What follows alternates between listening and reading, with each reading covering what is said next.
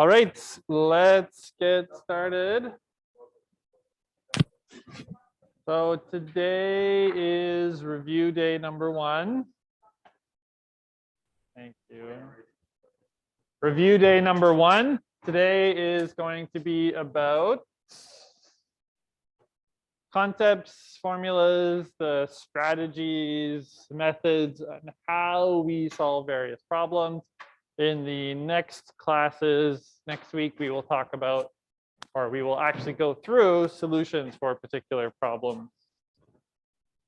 But today is just a review of the methods that we should be aware of.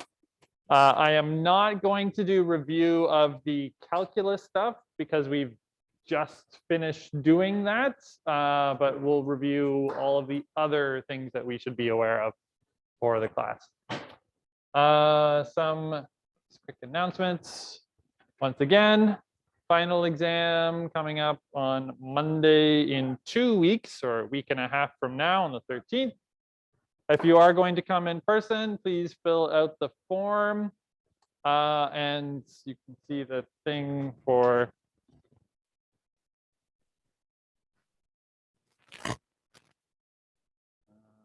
still working. List of people who will be coming in person. This will update. We're getting your information from the form here, and then I have an assistant copying it over to the form over here. So I think there are a few people who we didn't put on yet who just kind of signed up yesterday. So anyways, please do that if you are going to be coming in person. Do that like soon, like today or something, like right now or just after this class. Don't wait until 3 minutes before the test. I have to print off copies. That's not going to go over very well. Right, talked about this already. So pre-midterm review on Tuesday next week and post-midterm review on Thursday next week. Right. Grades, so probably fairly aware, but since you guys are first semester students, just want to make sure this is completely clear. All universities in Korea have this system where there's a limited number of A's and B's available. Everything is graded on a curve. Most of the time, I give out as many A's and B's as I can based on the system. So if you see your grade at the end of the semester and say, well, I got a C, I want a B, or I got a B, I want an A. Moving one person up means moving a different person down, which would not be fair, so that doesn't happen. If you think like all your grades have been released to you so far, the only thing we don't know is the final homework and then like a tiny bit of attendance and the final exam. So if you think there are any problems with the grades so far, tell me now about those things, especially attendance. Attendance gets kind of locked out as soon as the term finishes. So if you wait until you see your final grade and then you say, oh, well, there was an attendance problem, I should be higher, that's way too late and I can't do anything. So if you think there are any problems with your grades, any of the numbers, look at that stuff now. Tell me now about this. I posted a thing about how to check your attendance for each particular day. If there is a problem with your attendance, check the exact dates, tell me those, and then I will go look for those dates. I'm not going to dig through all the records to find out the days that you were absent. That takes way too long. So you guys can do that for yourself. And final grades are going to be released on December 30th. We do the makeup week, and then we have kind of a grading week and inputs and all that stuff. And then that's when you'll be able to see the total grades. Any questions about that? No, we're good. All right. So let's get to our review. We got lots of slides basically like this. I hope some of you had a chance to look at these in advance. We'll just have the answers blanked out. I'll give you about 20, 30 seconds to think, and then I will ask you what the information is that's missing here. So, well, this one, not that hard. Hopefully we don't need too much time to think about this. If we're going to define a point, what do we need? Coordinates. What do coordinates look like? Okay, so we need an x and a y, just basically two numbers if we're going to define something in 2 dimensions. And on our graph, if we have a grid like this, which directions are positive and which directions are negative? Say them. Yeah.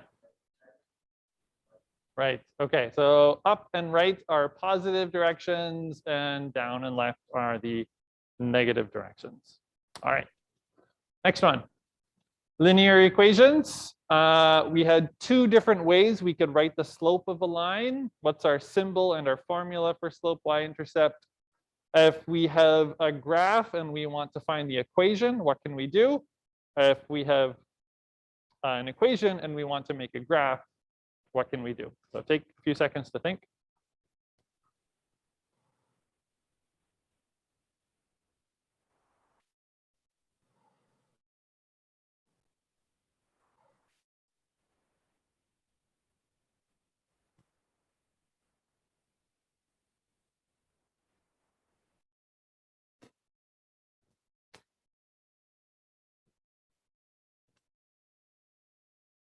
Okay, slope intercept form, what does that look like?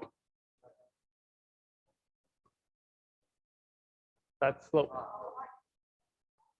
Okay, that's our y equals mx plus b style. What does standard form look like?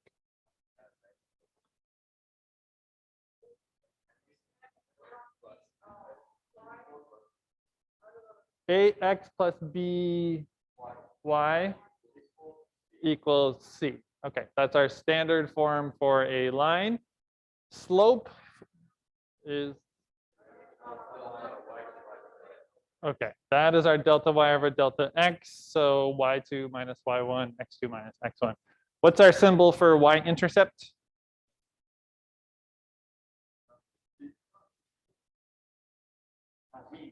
B. This B here. Don't get confused about this. These 2 B's are the same thing. This B is just a totally different thing. We're just reusing the letter. C here is a constant, but it's not the y-intercept. We'll talk about how to get the y-intercept in just a moment with that. All right, if we have a graph and we want to find the equation of that line, what can we do? Okay, so any 2 points is enough to determine, like, to uniquely identify that line. What else could we do? Slope and, okay, so, okay, so slope and any point, or like our slope intercept form, slope and the y-intercept is our most common one there. All right, and if we want to, if we have an equation and we want to graph it, what can we do? Oh, what points? What 2 points? This is if we have an equation. We have like an equation in one of these 2 forms. We don't have. Okay, so you make points using your table of values. That's the first one.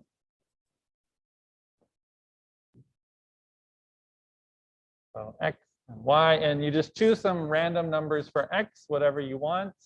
And so, and then use your equation to calculate what would y be. Okay, y is that and that and that. And then you've made points and you put those points on your graph. So that's one of our ways.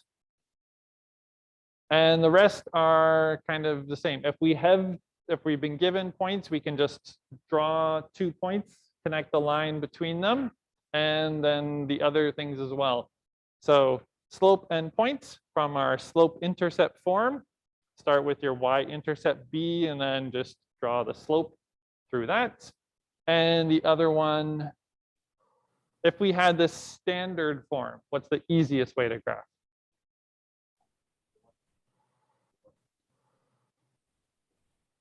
Yes, and what is that one? Okay, so the two intercepts. If we remember, if I have this thing and I want to find out what the two intercepts are, then I can just say x-intercept, forget the y term, it's just c divided by a, that's my x-intercept. And then y-intercept, same thing, c divided by b will give me my y-intercept. So that's 2 points that we can get really quickly and easily. So that's, I think, a pretty common way, pretty convenient way to be able to graph a line. Okay, so that's lines and points of intersection. So we could have, for straight lines, we could have 0 or 1 or an infinite number of points of intersection. How do those things happen in terms of slopes? And then what do we call each of them? So take a moment to think.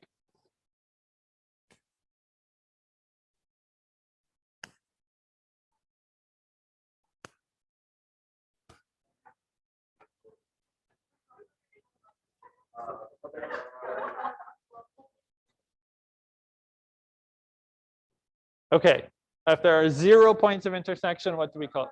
All right, so parallel lines. And if there are an infinite number, coincidence, the two are just perfectly overlapping and touching everywhere. And then just regular, it's just intersection. Okay, perpendiculars are special case. For perpendicular lines, what is the special thing about them? Okay, so they are meeting at a 90-degree angle. Any other one, it's just something, some angle, we don't know. If the two lines are parallel, what will be true about the slopes? Same slopes, okay. And if the two lines are coincident, what will be true about the slopes?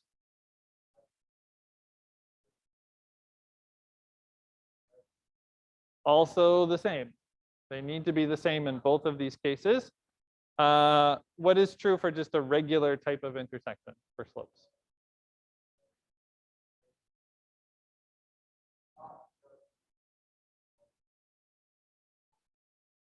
You're thinking of that one. Just not the same. Okay, simple. Okay, but we should be aware of this, like that if they are the same, it's impossible for them to just have a single point of intersection. All right, perpendicular is our special case here. If the first one is a over b, what will the slope of the? Okay, negative b over a. It's the negative reciprocal. We flip it over, change the sign, and that will give us the perpendicular slope. Not so common that we would have two lines and have to identify that they're perpendicular, but like when we did with our linear programming, the shortest possible distance will be a perpendicular line. So often we have to make a perpendicular line, and it's good to know how to do that with slopes. Okay, good. Go on to the next one. So how do we find points of intersection? And if we have two lines like this, how do we find the point of intersection? If we have two equations like this, how do we solve the system of equations? So again, take a moment to think. Got lots of methods.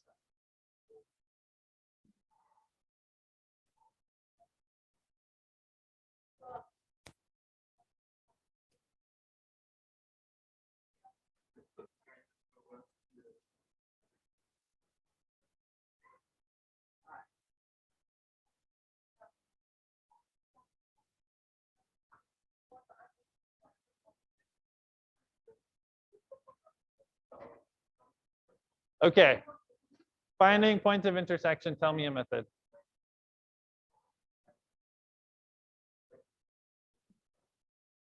If there's a point of intersection, it won't be 2 points.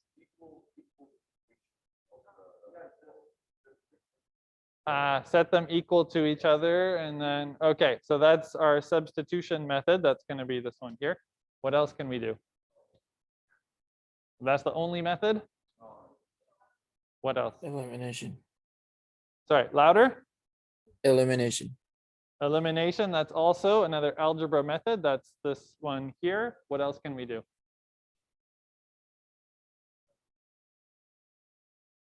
Algebra is, okay, we can just graph them, right? That will also work. So we can just, if we have the equations, put them on a graph and just look at where they intersect. So that will work. If we want to do our algebra method, substitution, elimination, and the next slide will be a review about how to do those. We can also just test a point.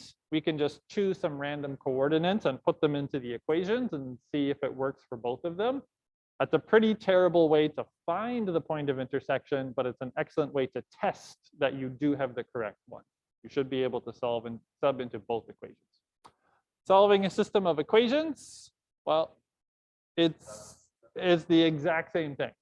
So it's the same question, just written and represented in a different way. Yes, there are lots more methods, and matrices is 2 slides from now. Yeah, we'll get there. Right, so straight lines and linear equations are the exact same thing. They just are, it's a different way of talking about them. Okay, so let's review substitution and elimination. I've given you some kind of little starting points here. So take a moment and think about how we do these, and then we'll talk about it.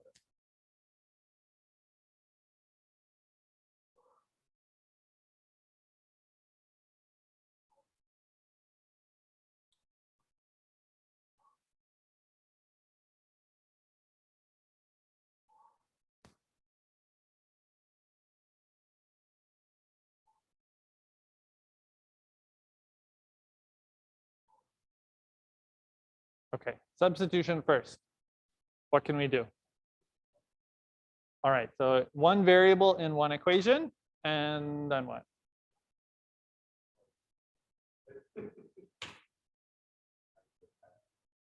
Yeah, it could be any one of them, X or Y or Z or Q or F or whatever they are. And then what?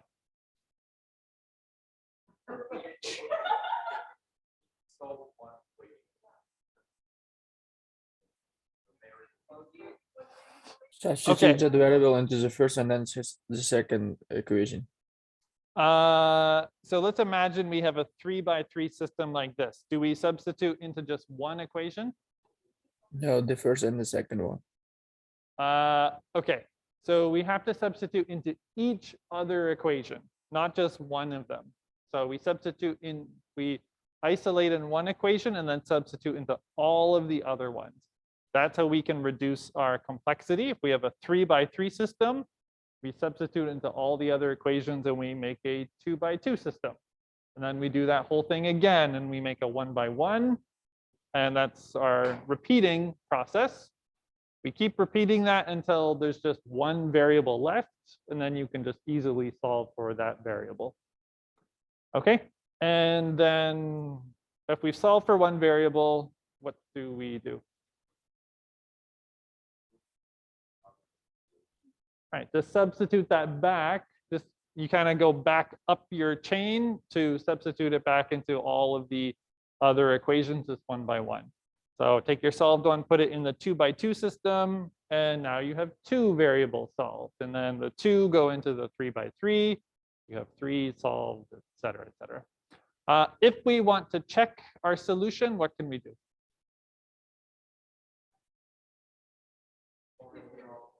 Okay, into each of the original equations, not just one of them, because it's very possible that you would make a mistake and it would solve one of them, but actually not solve the other ones.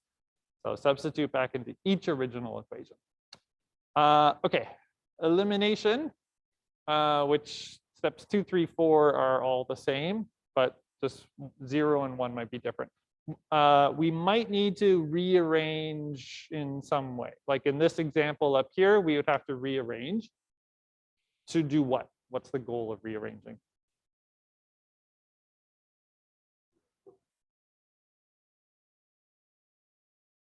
That's the eliminating part next. Okay. So yeah, you're just lining up your variables basically. So the x's should all be on the same side. The y should be on the same side as each other, and the constants, etc. So you might need to just kind of line everything up and move things from one side to the other. And then to eliminate, we want to eliminate one variable. How do we do that?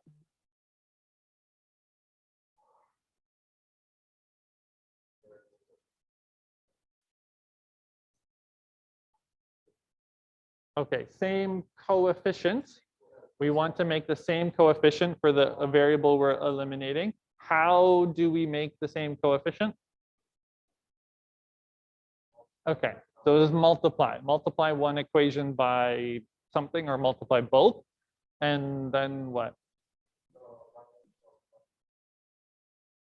Okay, so add or subtract the whole equation, not just one number or something, but you can add and subtract entire equations to entire other equations.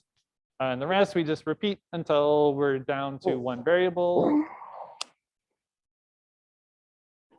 And then we've take our solved variable. Someone has their microphone on who is not actually talking. They're just, all right, thank you. And we sub our solved variable back into the earlier equations, check in each original. So the rest is the same, just how we kind of go about eliminating our first variable is different. Okay. Matrices, this was another way to solve these systems, matrix elimination. So if we had this matrix and we this system and we turned it into a matrix, what would it look like? What are the three operations we can do in a matrix and our goals? We have kind of a halfway finished and then a completely finished. What do those things look like? So take a moment and think.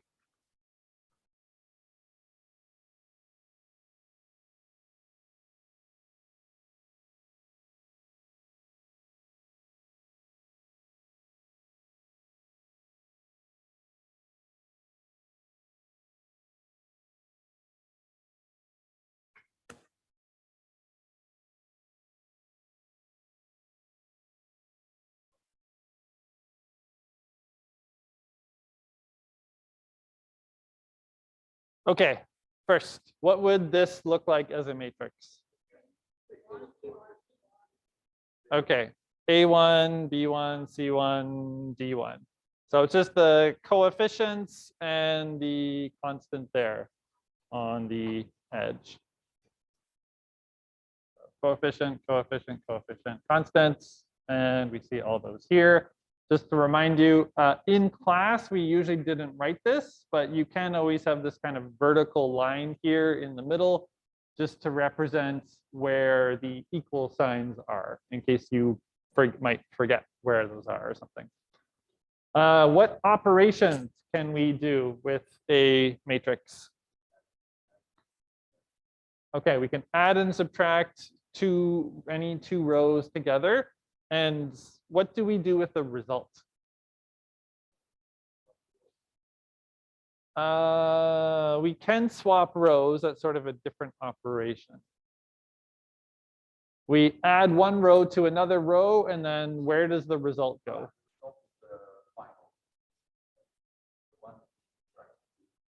Okay, so we are just replacing one of the rows. We replace whichever one is less useful, whichever one we don't want to keep anymore. So when we did just kind of regular elimination, we just make a new equation and we still have the old ones. With matrices, we actually replace one row with our result. If we want to know what the previous version was, we just look back at our earlier matrices to find it. Okay, we can swap rows and one more operation. Right, multiply by a constant, whatever that could be, whatever we want to help us with our elimination. So same operations as, again, regular elimination that we saw earlier. Goals, what does halfway finish look like? Okay, 1's on the main diagonal here, 0's in the corner.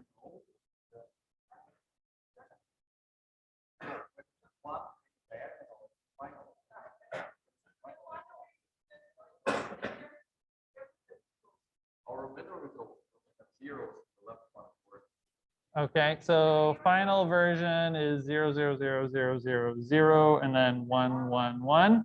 What does halfway finish look like then? Okay, and what about this side here? Any number. Okay, usually you're right, it can be any number in the main diagonal. We could do the reducing later.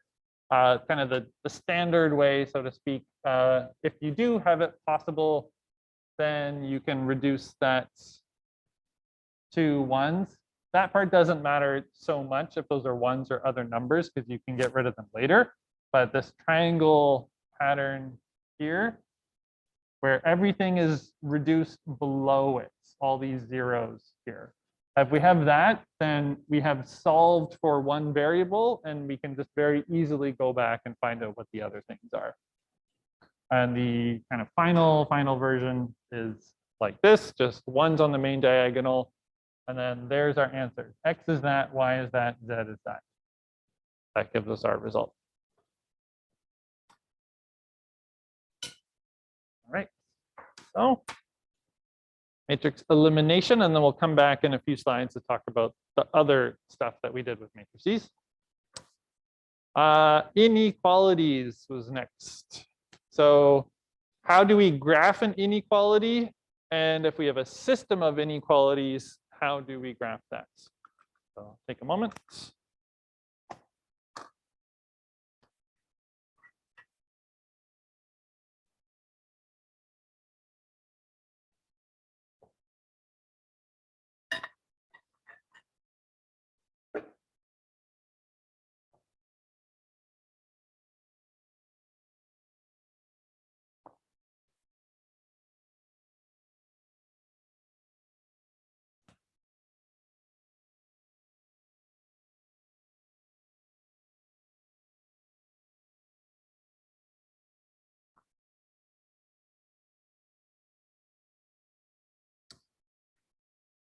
Okay, so first, how do we graph an inequality? We have something that looks like this down here. How can we graph that?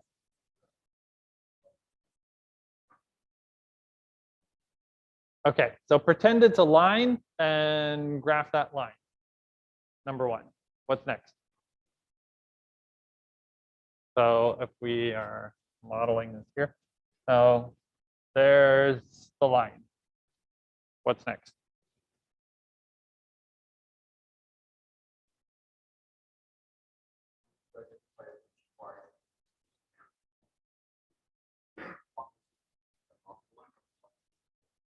Okay, so where we have to shade in on one of the sides. So we're shading in above, or we are shading in below. So which area is actually included in the inequality? How do we figure that out?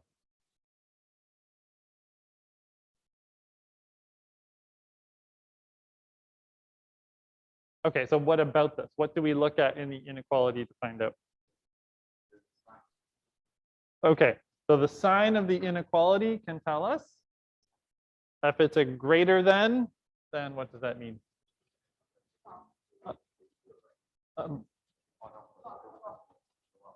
Above. Okay, so if we have a greater than here, we can shade above. If we have a less than, we can shade below. That's kind of our shortcut. If we want to be really careful, then we can just test any points and just say, oh, let's choose this point right here. And I take those coordinates and I substitute them into the inequality. And if it matches, if the inequality is still true for that point, then okay, that point must be included and we are shading everything above. If that point is not true for the inequality, then okay, that point must not be included, and then therefore it's the other side. We're shading everything below. So just test any points. All right, and then we have a third thing that we need to do after we have shaded in on one of the sides. What's our final step?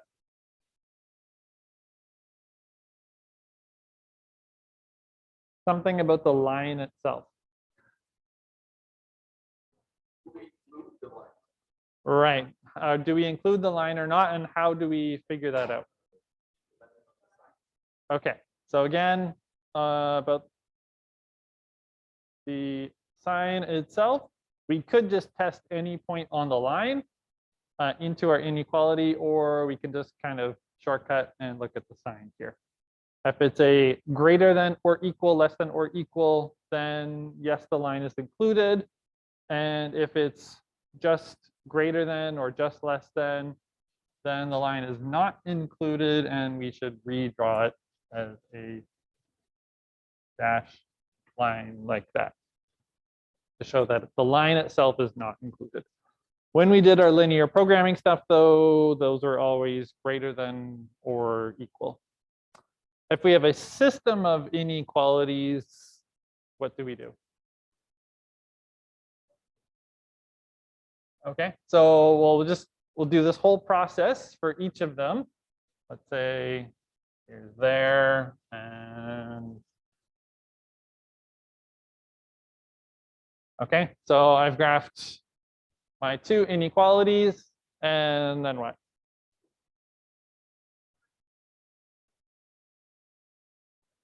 Okay, so it's the area where both of them are true, not the area where just one of them is true. It's this area up here. That's the only one that matches both of them. That is our total solution. So it's just visual. We have to just kind of look and see what area matches each of the inequalities at the same time. Okay, good. Linear programming. I'll give you a little more time to think about this one. It's harder. So before we do actual math work, we have three things we need to identify. Then when we're finding our solution, three kind of basic things to look at, and kind of how can we check our work at the end. So take some time to think about it.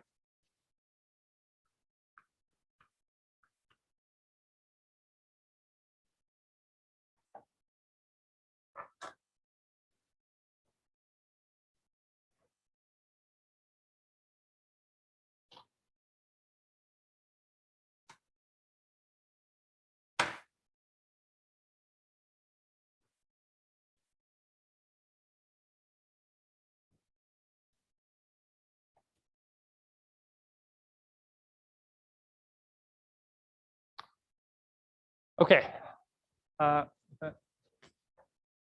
give you a few more seconds. All right, what do we need to identify?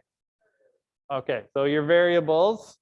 And in our problems, we always had two-dimensional problems, so maximum 2 variables. That's as far as we were able to get. What else? Okay, so your objective, yeah, your objective, and we make an equation for that objective, an objective function, using these variables. It should be defined in terms of the variables. And what else? Profit, if we're trying to maximize profit, that would be the objective.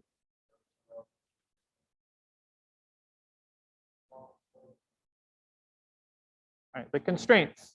So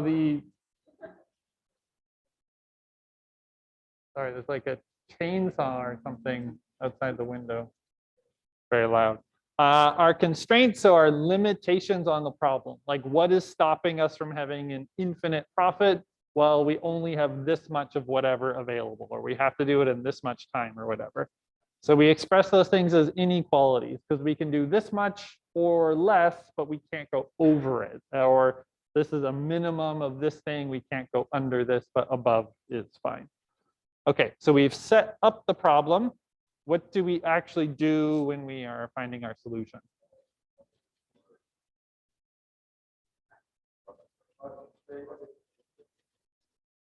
We've already created equations and inequalities.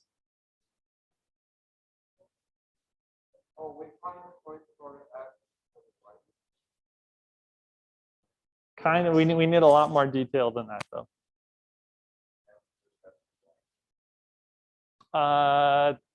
That's like a small part of it, but more broadly, what are we trying to do? What do we need? It looks like something, right? What does that graph look? What's the shape that we make? Okay, so we have a shape. We had a fancy name for it. That was our feasible region. Yeah. So the area of possible solutions, right? That's coming from our constraint inequalities. What values of x and y are just actually possible, are within our limits? And on that shape, what parts of the shape do we care about most? Okay, those corner points, the outer corners of the shape. So outer corners of the feasible region, your best solution will always be one of those corners. So identify the corners, and then we need to find which corner is which one is the best, closest to.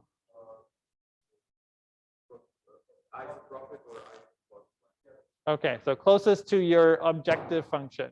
We kind of make our iso whatever lines, iso function lines. We make a bunch of those until we can see which corner is the closest to those. And all right, that's it, right? So we have a line that's close to but not touching our feasible region, and then the corner that's going to be the closest there. That's the thing we care about. Okay, we found the best corner. Then what can we do? Okay, so you just take you find the location of that thing. So here's the actual like value, and then we can substitute that into our objective function. Okay, here's your maximum profit. Here's your minimum cost or minimum time or whatever. If we do want to check our work, we can also take a look at maybe there was another corner that also seemed really close. We can double check that one in our objective, make sure it's not a higher profit, it's not a better point. And if we think we maybe really made some mistakes, we could also take our corner and put it into our constraint inequalities and just show it doesn't go over the limits. It's within the bounds that we had defined for the problem. Okay. All right, so that's linear programming. And we have what? Matrices. Yeah, this is the last one from the pre-midterm material. Okay, so these 4 properties of matrices and then these 4 operations. Try to remember what those things are.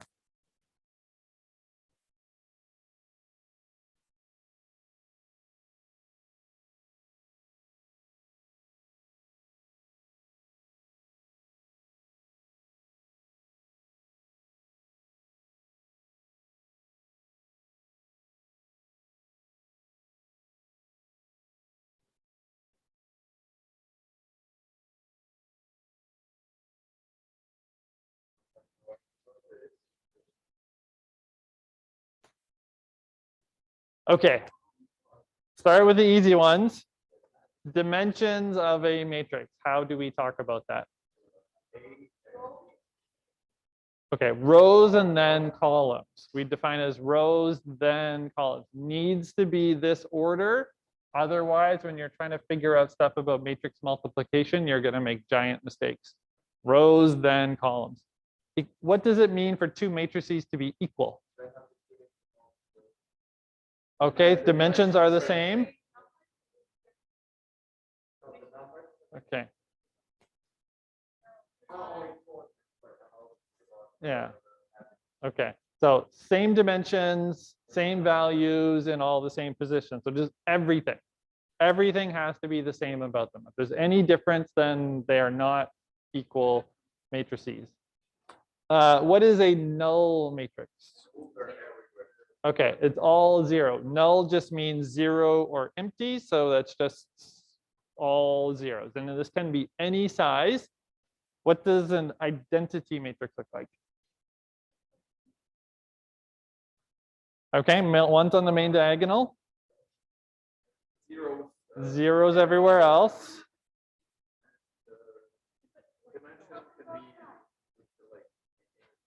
Not. Okay, so it must be square. Must be a square matrix because we need that for all of our matrix multiplication properties. So one's on the main diagonal, zero everywhere else, but must be square. That is not flexible. Okay, for operations, what's the transpose of a matrix? The row becomes column. Okay, the rows become the columns become the rows. So what's happening, if we look at the result of that, we see it's a diagonal flip. It's not a rotation. I always see that mistake on tests or whatever. It's not a rotation, it's a diagonal flip that's happening. The things that happen with the numbers are different with those two situations. If we want to add and subtract two matrices, okay, so that's our condition. The actual adding, subtracting is pretty easy, just match up the values. But the condition is that they must have the same dimensions. What is scalar multiplication?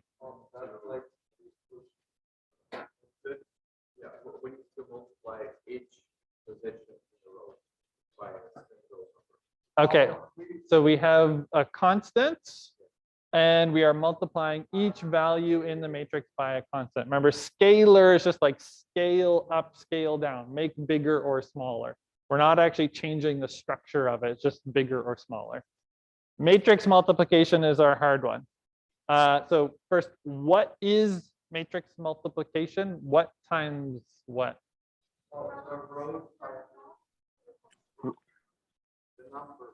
Okay, so the condition is the second thing, but just how we do it. So it's each row of the first one times each column of the second one. So each row of A times each column of B. And then our condition is no. Yeah. That's easy to get confused, so be careful with that. So the operation is rows of A and columns of B, but the condition is columns of A must be equal to rows of B. So it might seem a little arbitrary, but if you actually try to do the operation and they were not equal, you would find a problem. Like, oh, we try to multiply this, but there's nothing to match it up with, and then you stop your operation. Okay, so how we do it and how we check if we can do it. All right, we had a break even, but we talked about all this with the calculus stuff already, so it's all the same stuff we've been talking about recently. So I'm not going to spend time on that. All right, making good progress. So post-midterm material, again, minus the calculus content. So first, we just talked about exponent rules. We did some practice with this. 5 main rules I said you should learn. And if you remember these, you can remember all the other exponent ones. Take a moment and think about them.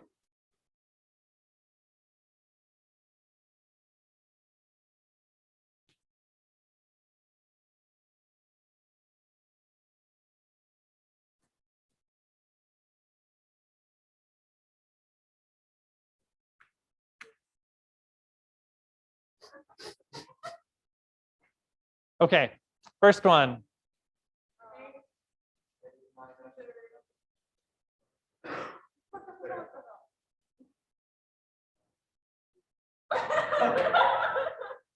Okay, do we just forget how to say it? Okay.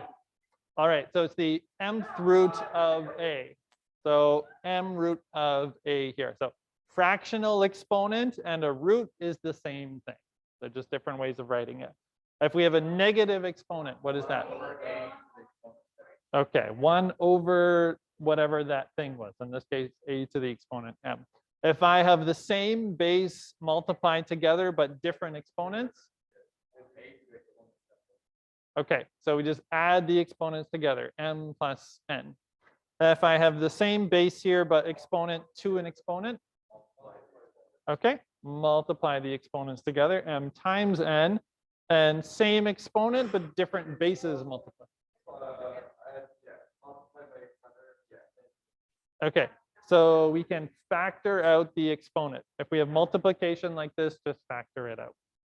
All right, so these 5 basic exponent rules. There were more that I showed you on those slides when we did like right after the midterm, but these 5, you can hopefully easily derive what the rest of them are. All right. Good, okay. Sequences in series. This is where we have lots and lots of formulas. Okay, well, take a moment, see how much of this you remember, and then we'll talk about it.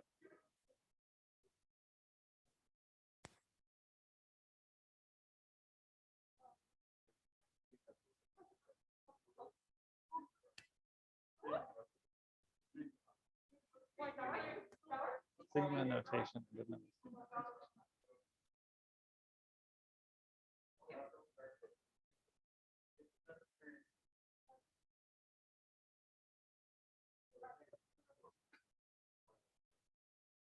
Okay, so first, just before we get to the formulas, basic definitions. What is a sequence?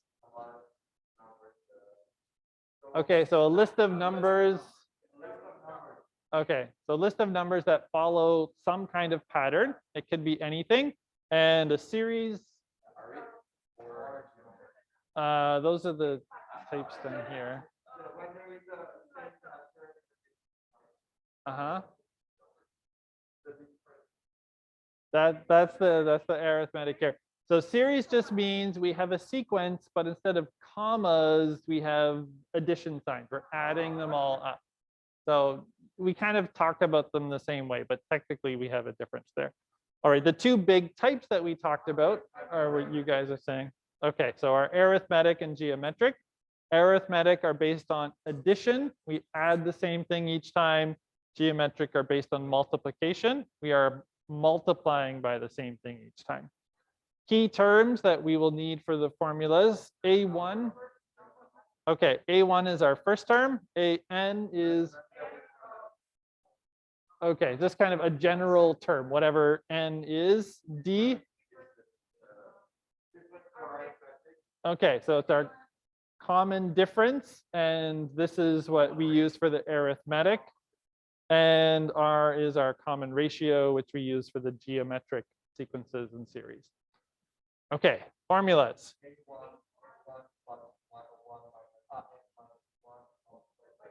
Okay, good. So this is our general term for an arithmetic sequence or series. So A plus n minus 1 times D. And our partial sum. Uh-huh. Okay, so your first term plus your last term multiplied by n over 2. Yes, so we just take our A, take our AN from here and just substitute that in here, and we get the 2A1 plus n minus 1D. So we just put the 2 together, we can get that other formula.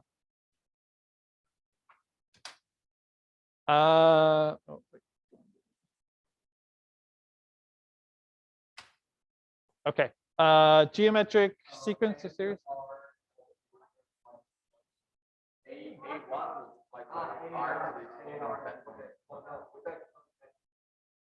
Okay, so A1 times R to the exponent n minus 1. Remember the minus 1 here in this exponent.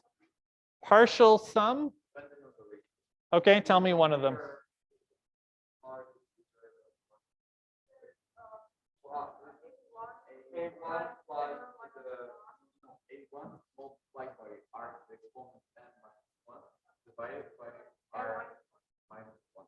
Okay, so we have the 2, and remember they are the same thing.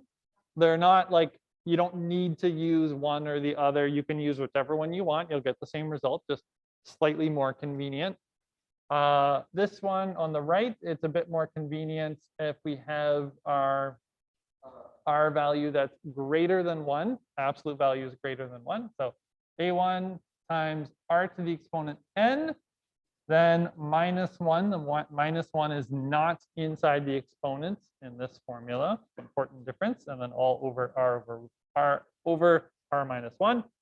And the other one, it's the same thing, except the R term and the 1 have just kind of switched positions there, but is the same. And this one is just when the absolute value of R is less than 1. This one is kind of more convenient to use. And what about infinite sum? R. Okay, so A1 over 1 minus R. What must be true for us to use this formula? Okay, so the R value must be less than 1. So the absolute value must be less than 1. If the R value is greater than 1, right, the actual infinite sum is just infinity. But if you tried to use this formula in this case, we would get a different result, and you would confuse yourself here. So this infinite sum formula only for geometric, and only for a series, and only when R is less than 1. That's the key part there.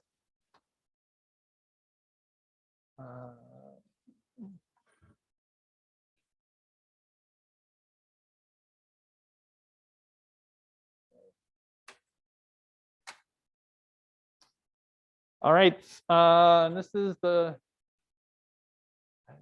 okay, going quickly again. We had 2 types of interest that we talked about, lots of key terms.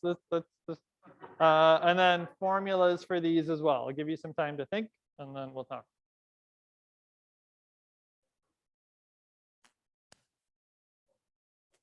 It is written there, yes.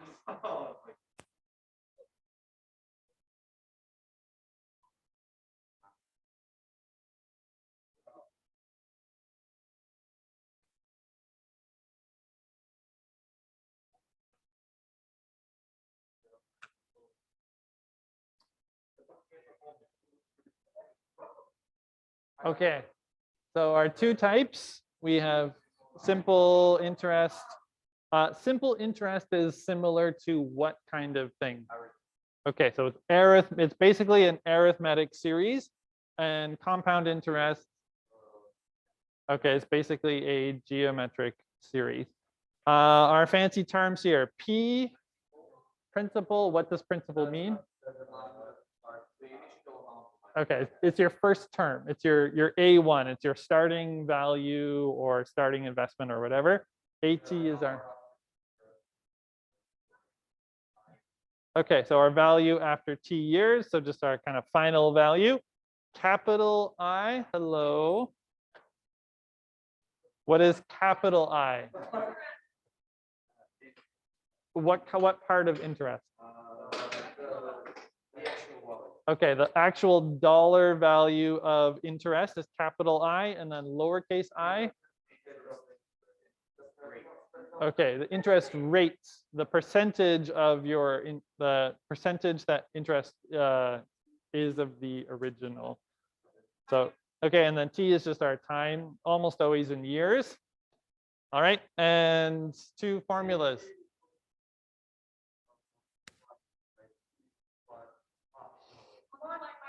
One plus IT. Okay.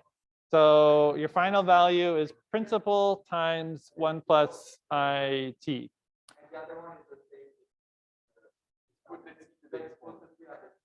Okay, T is in the exponent for compound interest, and also outside the brackets, not inside the brackets.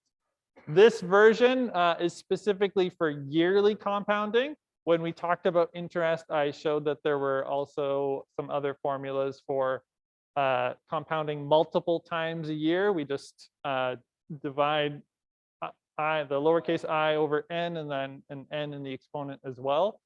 And then we had this more complex one for continuous compounding, using E, which E is the thing we haven't really talked about. So this one is specifically for yearly compounding. Your accounting classes will tell you more about that stuff. Okay. Wow. So the other classes, I went 10 minutes over the limit because we needed that much time, and here we are 20 minutes early.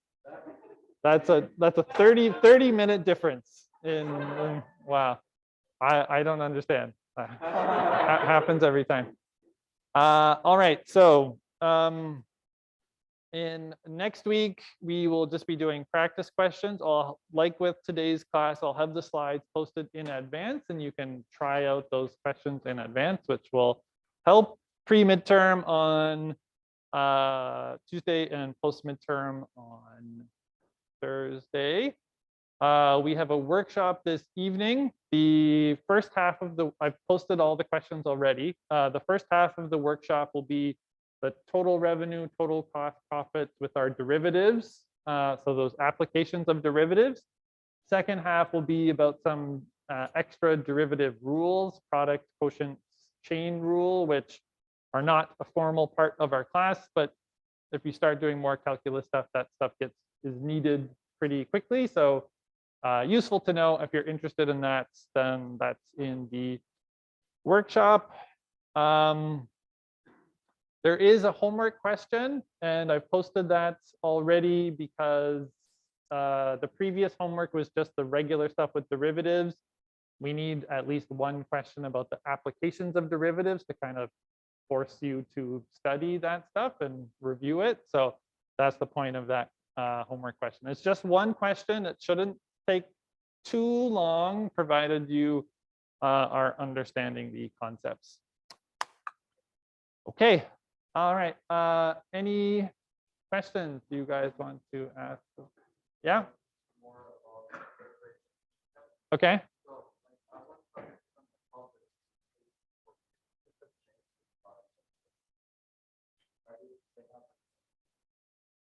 No. So GPA values, A plus is yeah, 4.5, A is 4.0. There's no A minus, there are no minus whatevers. So next one is just B plus is 3.5 and like that.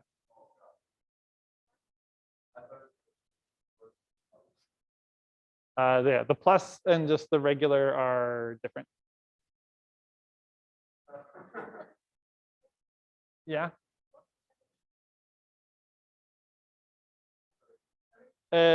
Standard breakdown is so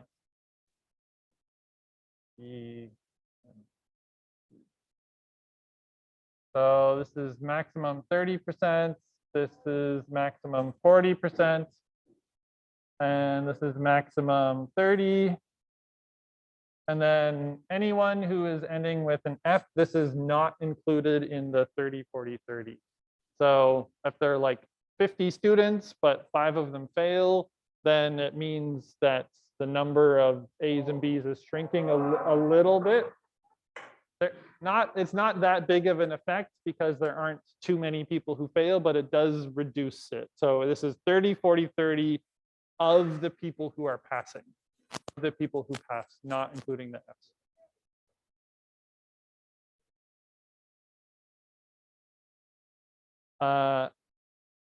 That's not a problem. Like, so if they both earned a B plus, then they both get the B plus.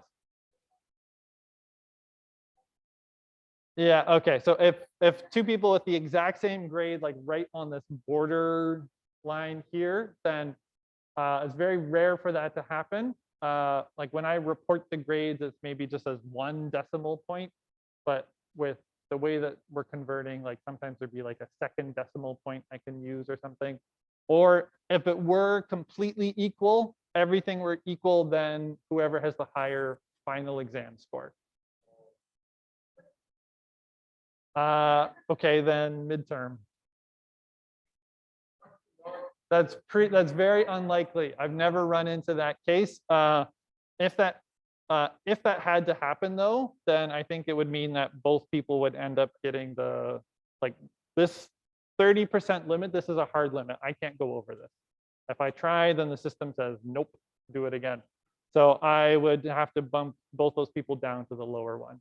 But again, that's I've never had that case happen. Okay, now I see the stress on everyone's faces.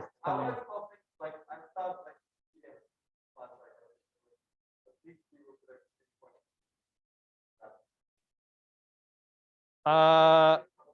Okay, so this 30%, this is 40%, and this is at least 30%. These there's no flexibility with this. This is the same for all the classes. Within the class, A plus or A, the system doesn't care which it is. So it could be all 30% just A or all 30% A plus. That's the professor's flexibility choice. Generally speaking, I would give or most professors will kind of prefer the plus, but if for some reason there does happen to be like a really large, I don't know, if the B category ends up being like a really wide group of students, then there might be kind of like a split between them at some point. But generally speaking, the professors will give you the higher of the two that they can. the final is 40%. 40 or 60 if you do better on the final than on the midterm. Yeah. Or not. That was the thing. If that's to give people, because lots of people didn't do super well on the midterm. So that's to give people an extra chance. If your final exam, just basically all final or midterm plus final, whichever gives you individually the higher grade, that's what I'll do. Yeah.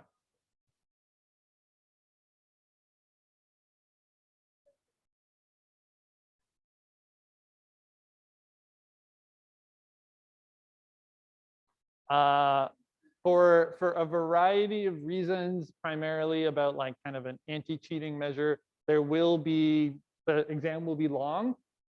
If you the midterm, I think there was like 1 or 2 people who actually were able to answer like all of the questions, but there were 70 something or 70 something points available, but I reduced the maximum score to 55. So I'll do the same thing. Some of them will just end up being like kind of bonus questions or whatever, but there's going to be lots of questions. The last few are going to be really hard so that everyone is busy the whole time.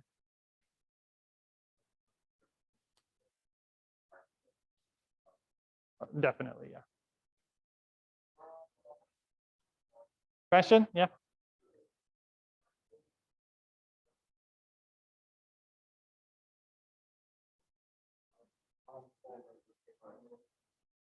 So yeah, I said that before. On the final exam, pre-midterm material is 25%, post-midterm material is 75%. Yeah, that works out. So plus, and when we add that with the midterm, it means the pre-midterm and post-midterm material are overall worth the same amount in the final grade. Other questions?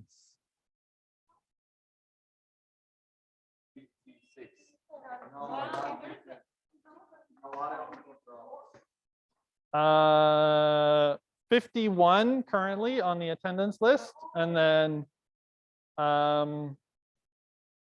there may be like 3 or 4 people who like just never shown up or whatever. So passing is about like 48 or so. Yeah. 48? I don't remember.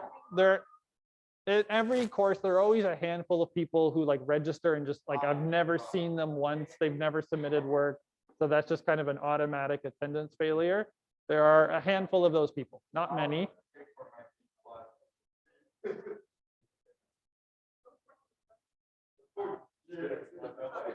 So just want to, when I mentioned the 51, that's like for this course in particular, like I know you guys are together in the other classes, but maybe they didn't drop the other classes.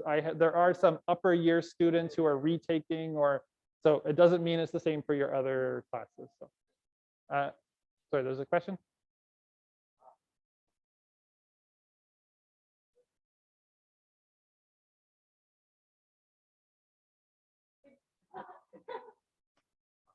The Fs are not included as the 30, 40, 30.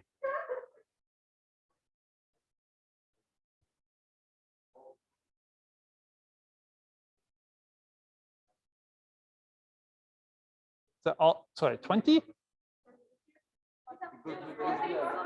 That's why you're failing.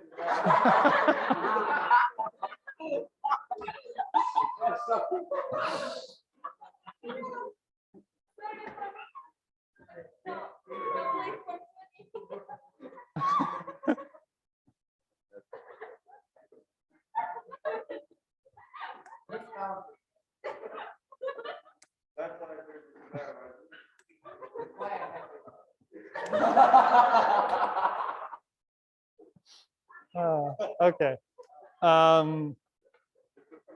Any other questions? No.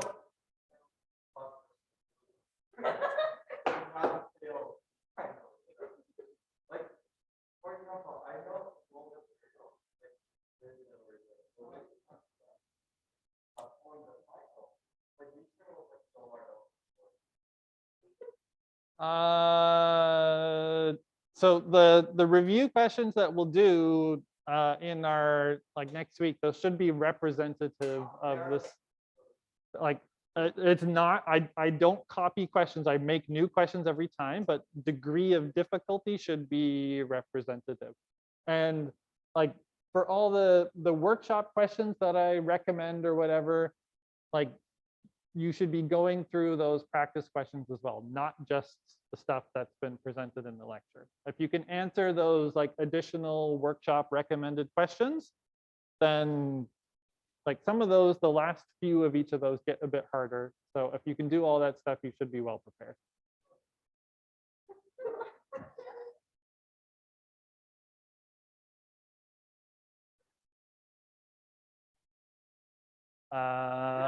Your section is a lot smaller.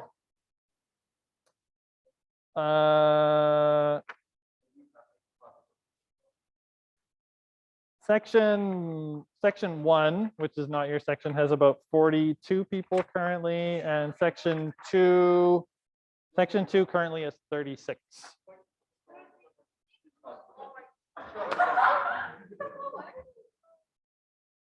This section was originally bigger. I don't know.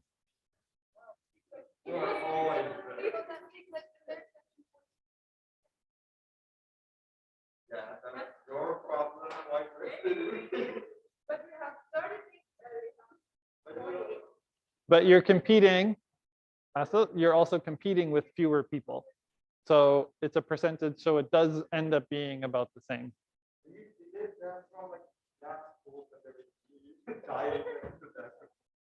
This is so unfair.